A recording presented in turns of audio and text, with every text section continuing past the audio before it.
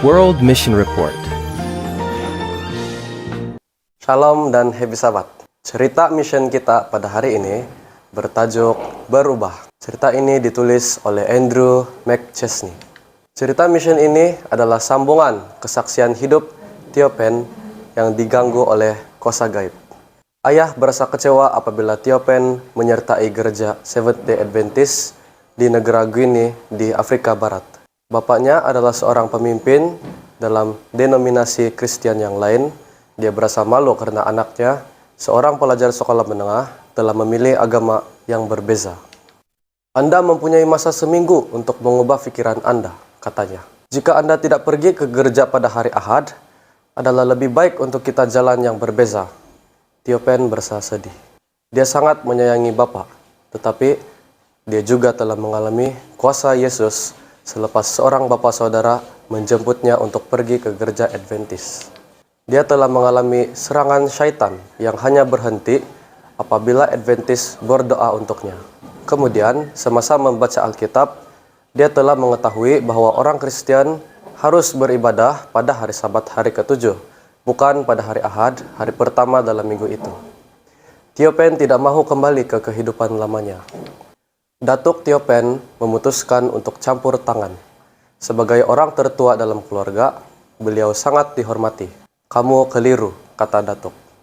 Saya akan mengatur pertemuan dengan seorang paderi. Dia akan membantu Anda memahami kebenaran.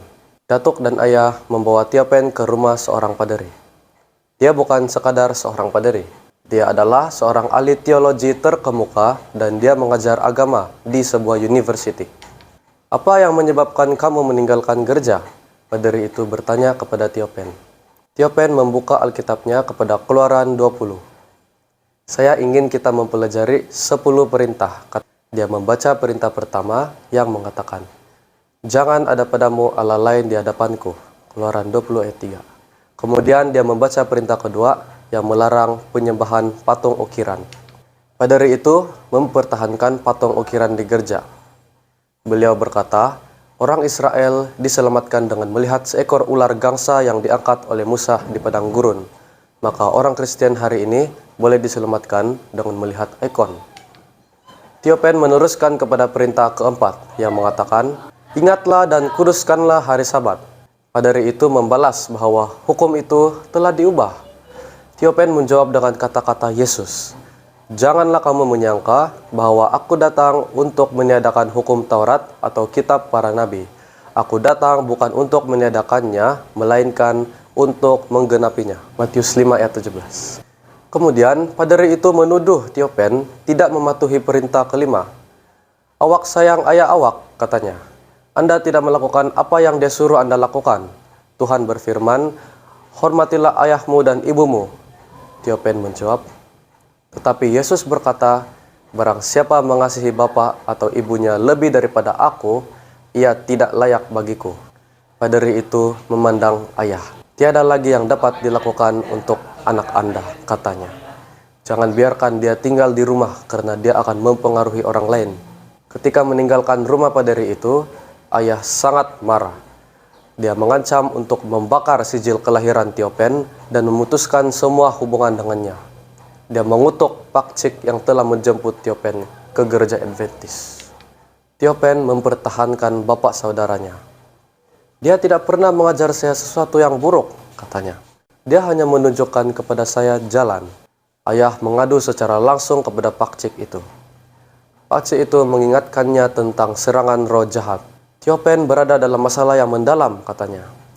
Anda membawanya ke banyak dokter dan memberinya obat. Anda telah melakukan yang terbaik, tetapi tiada apa yang membantu.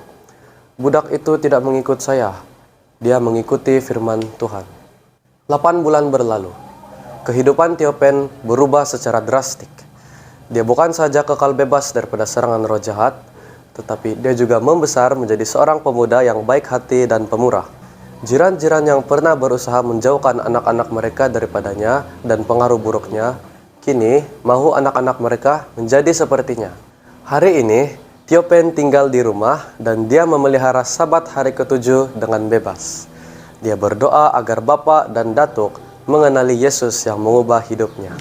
Doa saya sekarang adalah agar Tuhan mengubah hati mereka supaya mereka boleh menyertai saya dalam kepercayaan baharu saya dan kita boleh beribadah bersama, katanya. Terima kasih atas persembahan Sabat ke-13 Anda 3 tahun lalu yang membantu sekolah Seventh Day Adventist berkembang dengan bilik darjah baharu di Conakry, Guinea. Happy Sabat.